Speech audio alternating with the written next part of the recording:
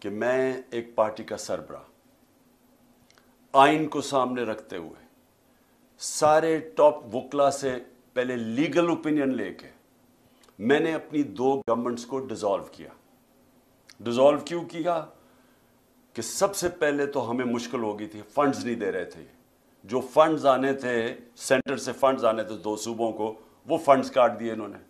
ہم نے لوگوں سے وعدے کیے ہوئے تھے کہ ہم آپ کے لیے جو بھی کریں گے، تو جب فنڈز ہی نہیں آتے تو ہم اپنے وعدے کیسے پورے کر سکتے تھے؟ تو جمہوریت میں اگر آپ اپنا مینڈیٹ پورا نہیں کر سکتے، ایک پارلیمنٹری ڈیموکریسی میں آپ کے پاس پھر آپ کا یہ رائٹ ہوتا ہے، یہ حق ہوتا ہے کہ آپ اپنی گورنمنٹس ڈیزالو کر کے ایک نیا مینڈیٹ لے کے آئیں.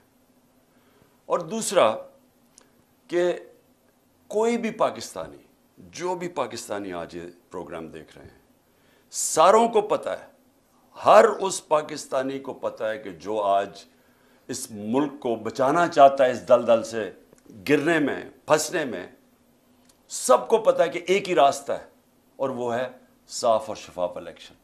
تو ہم نے یہ بھی امید لگائی کہ یہ ملک میں صاف اور شفاف الیکشن کی طرف چلے جائیں گے. اور ایک دفعہ ہم اپنی گورنمنٹس ڈیزالو کریں. اور میں پھر سے لوگوں کو یاد کرانا چاہتا ہوں، ان ساروں کی، پی ایم ایل لیڈرز کی، سب کی سٹیٹمنٹس ہیں کہ اگر آپ الیکشن چاہتے ہو تو اپنی گورنمنٹس کرائیں. ان سب نے، ان کے بڑے بڑے لیڈرز نے، سب نے یہ سٹیٹمنٹس دی.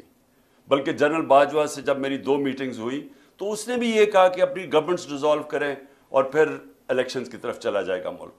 کیونکہ ہم تو کہہ رہے تھے ملک کو بچانے کے لیے الیکشن چاہیے.